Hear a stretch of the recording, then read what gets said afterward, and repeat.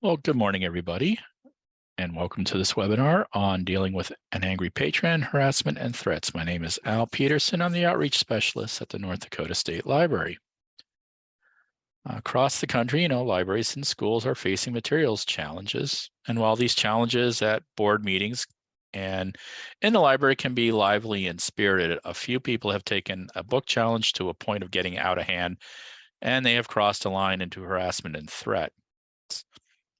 The safety of library workers and patrons must be a priority.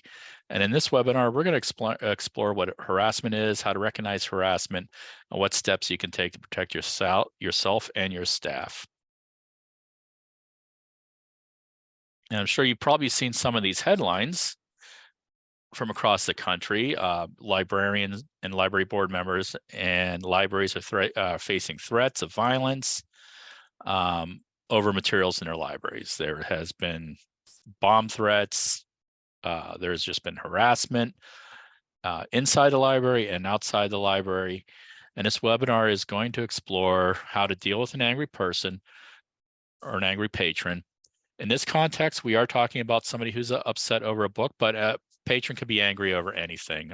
We've had patrons angry over the quality of the snow shoveling at the state library. We've had people angry over the fact that all Christian romance novel or all Christian fiction is Amish romance novels. People have been upset over the time limit of the computers when we had computers here.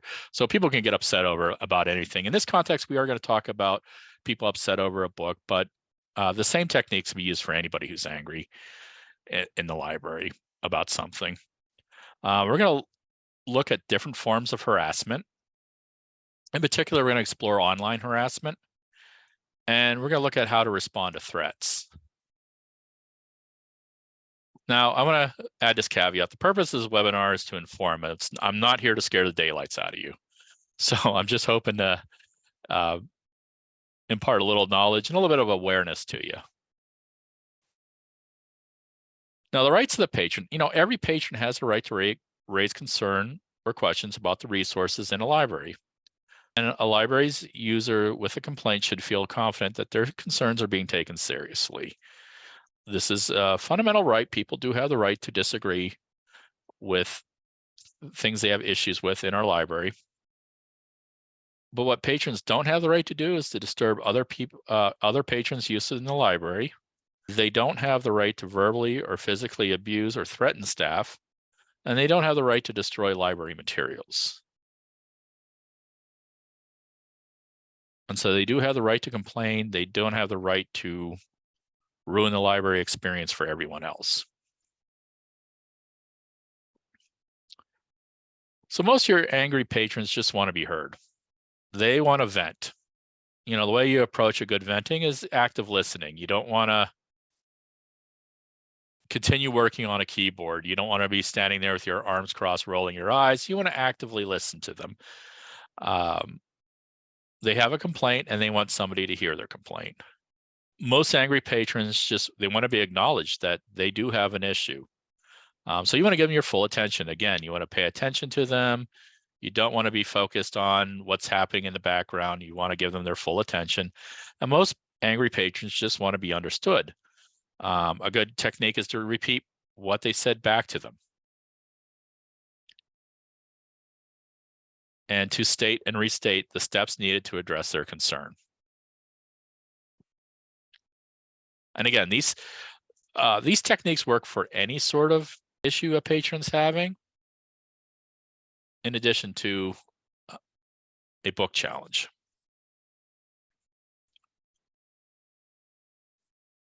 Now I want to talk a little bit about what's known as outrage culture. It is prevalent in our society. It seemed to take a dramatic leap during the lockdown during the pandemic. I think it's always been in our society. It's just more prevalent because of social media. But outrage culture is a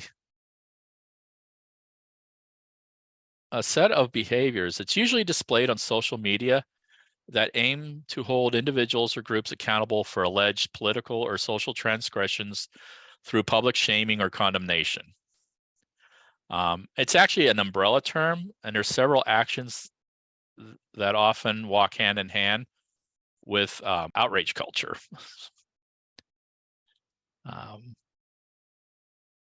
we all made jokes about, the Cairns, and that's kind of a term that came out of the outrage culture. Cairns, we've all seen the memes, and we all seen the videos of people just losing it in public. But, this does get serious. These two photographs were taken at a school board meeting. And, when there's police involved and there's handcuffs involved, and, if you look at the guy on the right, he's got a bloody mouth. So this is starting to get serious. There's a couple different forms that outrage culture takes. One is politically motivated or influenced by media opinions. One is simply just a self-promotion. Some are steeped in these conspiracy theories, and some are driven by groups or members of groups. So the politically motivated or influenced by media opinions, the cancel culture. I'm sure we're all familiar with the term cancel culture. It's a form of boycott where someone is thrust out of social or professional circles, either online or in social media or in the real world, or both. Probably one of the most famous is Dr. Seuss books. You remember the controversy over the 6 Dr. Seuss books? They wanted libraries and schools to pull these books out on various grounds that they're racist, that they're xenophobic. Another one is Metallica. There was a movement after Stranger Things when Metallica's music got popular with younger people. There was a movement saying that they should cancel Metallica over things that they've said, things that they did in concert, things that they've mentioned in interviews and things like that in the last 50 years of Metallica's history. These are all examples of what cancel culture is. You also have the culture wars and the culture warriors. Culture war commonly refers to a social phenomenon which multiple social groups hold distinct values and ideologies that and attempt to steer public policy in opposition of each other. Your big issues are abortion, homosexuality, transgenders' rights, pornography, multiculturalism, racism, and other cultural conflicts that are based on values, morality, and lifestyle. Critical race theory books, that's caught up in the culture war. LGBTQ plus books. It's another example of types of books that are caught up in these culture wars.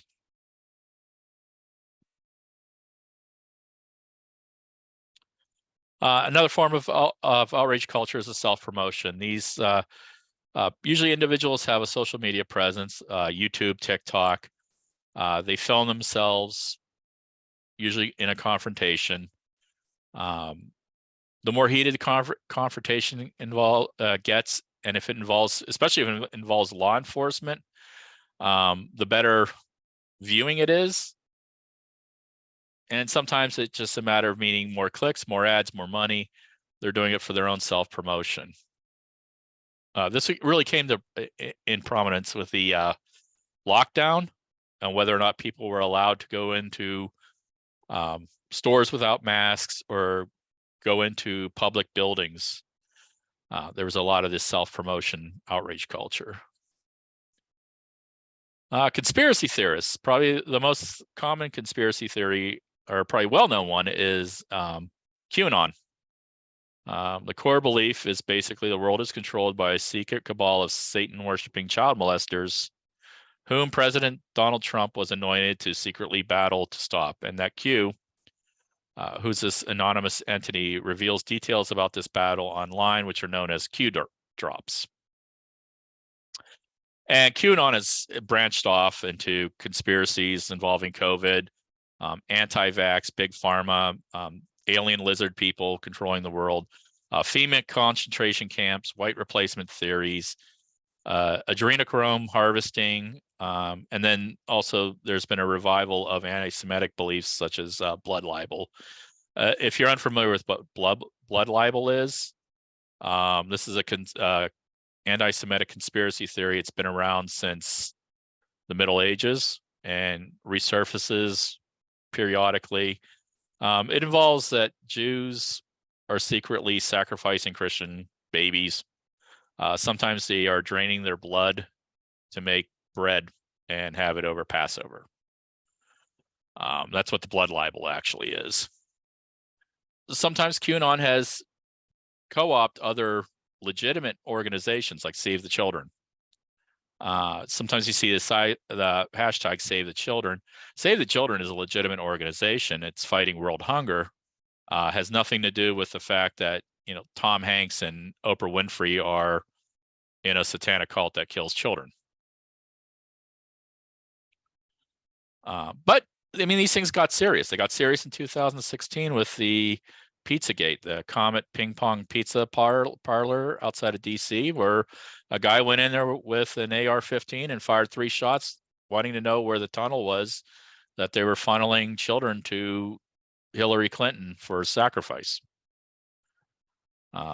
So yeah, QAnon can be, people that are steeped in QAnon can actually believe a lot of these conspiracies. Some of the things that libraries are getting caught up with the QAnon conspiracy is that libraries are grooming children for pedophilia with drag queen story times. And that libraries are promoting replacement theory by having multicultural materials and events. And so libraries do get caught up in some of these conspiracy theories as well. There are members of groups. Probably the most famous is Moms for Liberty. That's the one that's challenging books. There is a chapter here in North Dakota. They're the ones that are challenging mainly LGBTQ plus books in libraries and schools. No Left Turn is another organization. That one is primarily affiliated with schools, challenging textbooks in schools.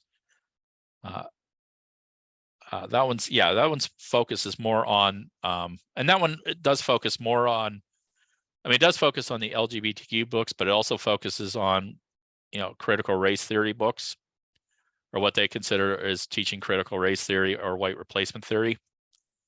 And not to say that I'm picking on the right, there is Disrupt Text, which is a leftist center group that wants to replace textbooks or wants to add more cultural diversity books in replacement of other books. So they want to pull books off the shelf and replace them with other books as well. There's also state affiliated organizations. So there are ones that are popping up all over the state, all over the country, for the purpose of challenging books.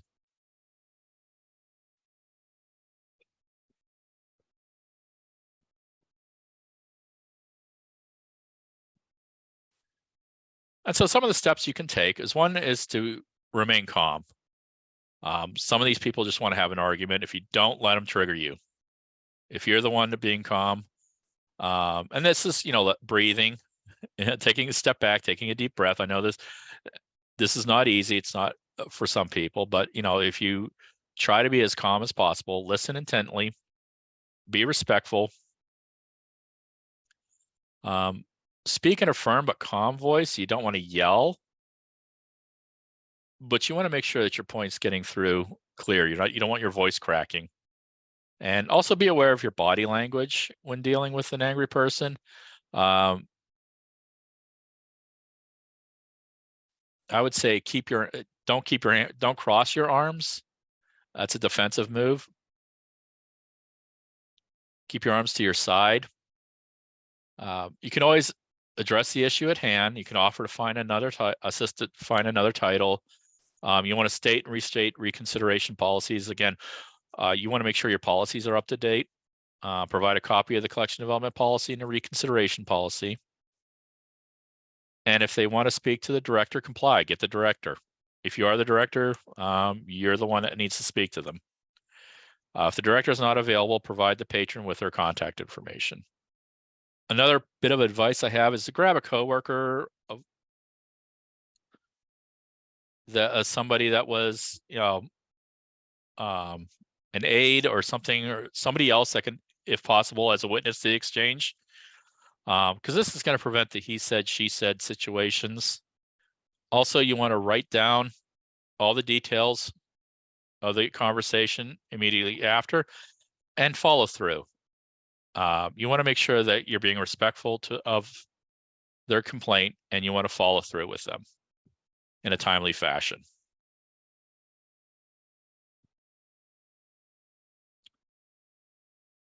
I'm going to move into harassment. There is a century code. And for those who want to look it up, it's 12.1-17-07 on harassment. And it talks about what is harassment, what is the consequences. And so I would recommend anybody looking up for a full definition of what harassment is. So harassment is covered in century code. So who's the best judge of whether or not you're being harassed? It's you. You're the best judge of whether any harassment has made you concerned about your physical safety or that of your family or colleagues. And if you have received any direct or veiled threat of physical or sexual violence, or if you're facing physical intimidation or of concern of a physical attack, immediately inform an employee or your employer if you're working in a library, or you want to contact your library security or contact law enforcement. You are the best judge of whether or not it has reached that level. So a person's any sort of harassment, if you have a patron behavior policy, you want to provide them a copy with the patron behavior policy. It could be, and harassment comes in many different forms. It not necessarily has to be a life-threatening harassment. We've all heard stories or, have witnessed female colleagues being hit on or being asked out. I mean, that's a form of harassment. You want to provide a patron with a copy of a patron behavior policy if you have one. If not, I strongly advise you to compose one. There is consequences for violating the policy, and follow through with consequences. Now, I do want to say a little bit about audio video recording in the library. I did mention the self-promotion people. There are no laws in North Dakota against filming in public. And so if somebody wants to come in and do a First Amendment audit and with their phone and film around the library, they actually do have the right to do that. There are laws against surreptitious intrusion. And what that entails, it would be an example if you stuck your phone underneath a toilet stall and filmed somebody going to the bathroom, or stuck a phone underneath a woman's skirt and took a picture of her underwear. That is illegal. That is completely a violation of somebody's privacy. There are rules against that. There is century code against that. But if they come into the library with their phone out and doing a First Amendment audit, you can't tell them to turn their phone off. You can set rules for access in staff area only. So if you have an area that's for staff only, you can set that they can't go back there. If they go back there with their camera, they're violating that policy. But in general, we did have a gentleman, it was actually the same gentleman that was in Williston, come into our library. My advice is to bore them. You ignore them, make their experience as boring as possible. So boring they won't even post it on YouTube. And so I just want to mention that there are no laws against filming in public. Next, I want to move into some online harassment. We're all familiar with cyberbullying, which encompasses many harassing behaviors that willfully or repeatedly inflict harm through the use of computers, cell phone, and other electronic devices. And with that, I would recommend reading the definition of harassment in the Century Code. Trolling is, you might have heard the term trolling. That's deliberately trying to upset others online, aka being a jerk online. So I want to talk a little bit about some different definitions of cyber harassing. Doxing. I don't know if anybody's heard of doxing. It's also known, it's short for dropping docs. And that's the publishing of sensitive information. It could be your address, phone number, email address, sometimes social security numbers, photos. And that's in order to encourage other people to harass, intimidate, extort, stalk, or steal your identity. Astroturfing. Astroturfing is disseminating or amplifying the content so that it appears that it's rising organically from grassroots level, where it's actually just coordinated by one or a couple of multiple fake accounts. AstroTurfing came, was really prominent during the last presidential election and the one before that, 2016, where these groups seem to be sending out memes and making it seem like they were coming from organizations, and they may have been coming from outside actors, even foreign actors. Dogpiling is when a large group of abusers collectively attack a target through a barrage of threats, slurs, insults, and abusive tactics. This happens a lot with, for instance, on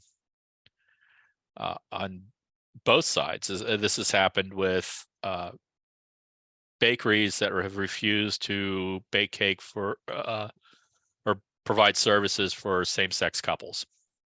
And it's also happened to sometimes minority businesses where people will dogpile on for the purpose of trying to ruin their business. And it could happen, through any of the online formats. Facebook, it can happen through, if it's a restaurant, it could happen through, any of the ratings platforms. Dog whistling is using a word or a symbol that has a double-coded meaning that is abusive, harmful, and basically it's kind of a signal for online abusers to attack a specific targets. Word socialist. I'm sure you've probably heard that word being thrown around when it has no context with either economic or a political system. Somebody did something wrong and all of a sudden they're a socialist. That could be a term for dog whistling. Hashtag poisoning, that is creation of a abusive hashtag or hijacking an existing hashtag. An example of it was the hashtag Save the Children that I had in an earlier slide, which then leverages as a rallying cry for a cyber mob attack. Like here, I have an example here, library board meeting tonight, let's show up and support our kids. Look at the hashtag, fight pedophile librarians, hashtag groomer. Those are examples of hashtag poisoning. And the last one is Zoom bombing. Zoom bombing happens on primarily Zoom and other online meeting platforms, and it's basically hijacking it and disrupting the communication through various means. Could be sharing text, could be video, could be audio. Sometimes it's called Zoom raiding or Zoom bombing. I'm going to move on to threats. Again, there is Sentry code that defines what threat is, what terrorizing is. And again, I would encourage you to look at these Sentry code definitions. Again, how do you recognize a threat? You are your best judge of whether a threat has made you concerned about your physical safety or that of your family or colleagues. Again, if you receive a direct threat or a veiled threat of physical or sexual violence, or if you're facing intimidation and you're concerned, get help. Tell somebody, inform your employer, and if it reaches the level of contacting law enforcement, contact law enforcement. So when law enforcement does get involved, one of the bits of advice I got from Highway Patrol when I consulted with our highway troopers that are here on campus is don't sugarcoat it. Oftentimes when what they mentioned to me was that somebody gets a threat, by the time they respond to that threat, that person who initially felt threatened may have had a conversation. Somebody said, well, that's not so bad. Or they get second guessing it. Well, maybe they didn't really mean it that way. And maybe I overreacted. If you feel that you need to get law enforcement involved, then law enforcement needs to be involved. If you feel threatened enough to contact police, then you stick with it. Another thing is don't let things get out of hand. too often we think, well, again, that's not so bad, or maybe they didn't mean what they said, or that, and if it gets out of hand, it's going to get out of hand in a hurry. And keep in mind, when you file a police report, it does not always result in immediate action, but there is a record of a report being filed. So it is important, if it gets to a point where law enforcement needs to be involved, if you need to file that police report, file a report with the understanding that it may not always result in immediate action.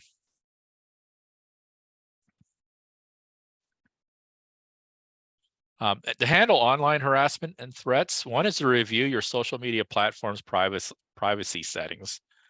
You do have the option to block and report.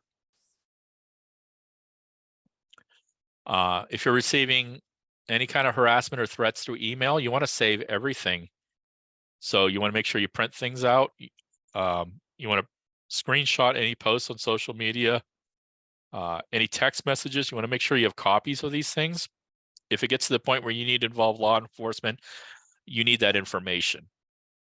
The one thing you do want to make sure you do before you block and report somebody on Facebook or any other social media platform is that you want to make sure that you save a screenshot of that before you report it, because once you report it, they're going to take it down immediately. And then it's gone forever. Well, it's not really gone forever. It's just going to be with that particular platform. But you want to make sure you get a screenshot for your own record. If you have phone-in threats, the most common is a bomb threat. There's also what's known as swatting. And I don't know if you ever heard of that term, swatting. That's basically making a prank call to emergency service in an attempt to bring in a large dispatch of police to a particular address. That can get the person making that phone call in a lot of trouble.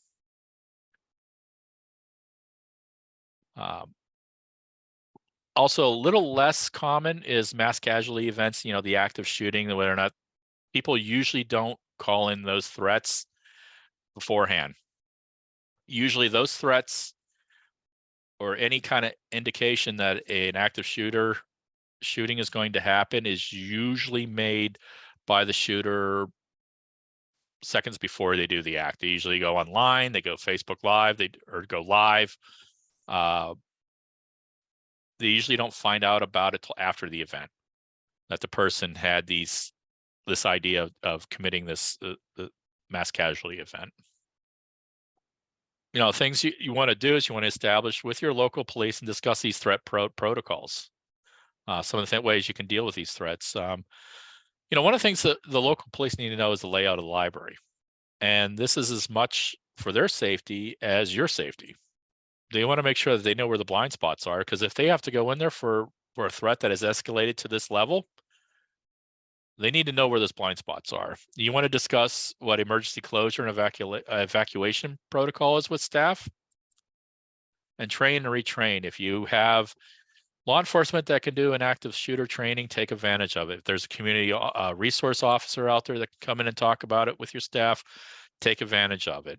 Evacuation protocols, you want to make sure your staff are on board.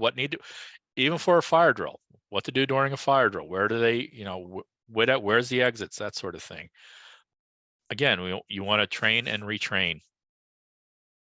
So if you do get a bomb threat, this is really, really hard, is to try to remain calm.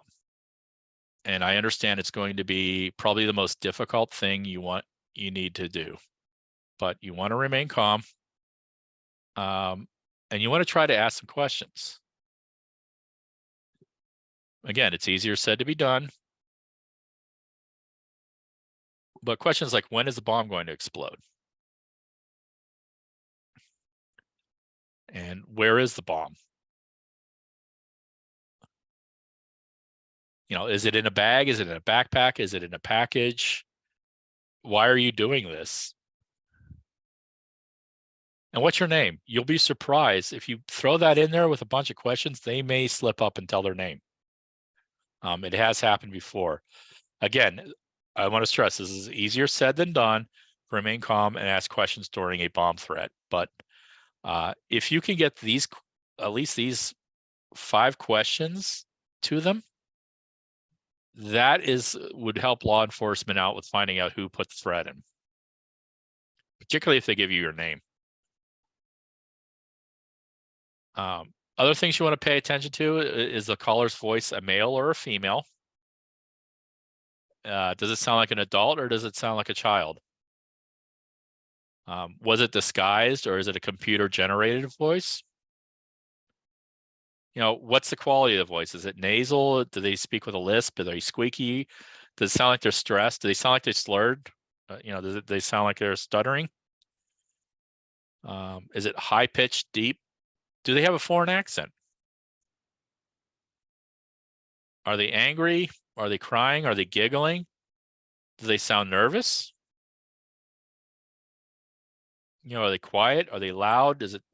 Are they speaking in a normal kind of level tone?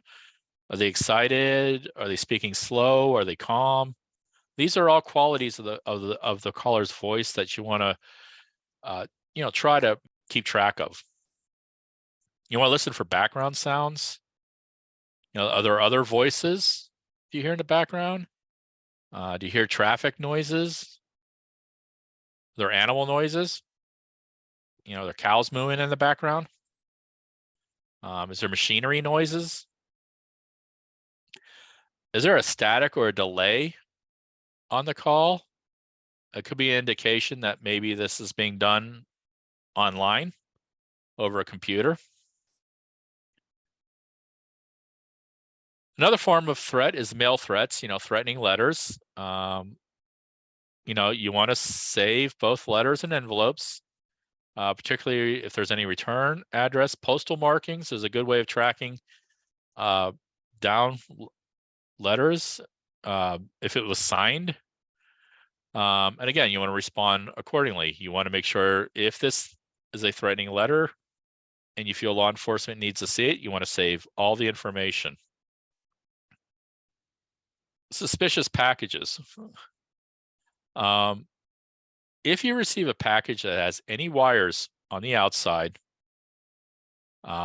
leading into the inside, you receive a package that smells like gasoline or chemicals, or has ticking sounds, you place the package down carefully, immediately evacuate the library, and call 911. Do not continue to open the package, and wash your hands as soon as possible. If you receive a package that has powder in the envelope or the package, you want to contain the area. So if you were opening it up in the back and a white powder dumped out, contain the area. Make sure all staff are out of that area. You want to evacuate immediately and call 911. Do not move the envelope or clean up the powder. The person or persons in contact with the powder, wash your hands immediately. Remain isolated from other people. Again, the purpose of this webinar was not to scare you, but I want you to trust your instincts. I want you to practice situational awareness. Did somebody walk into your library, drop a bag, and leave? Could be that they forgot their book bag, or could be that they have a bomb in there. And I want you to educate yourself and to practice your personal and professional safety. And with that, I'll open it up to questions. I have everyone is unmuted.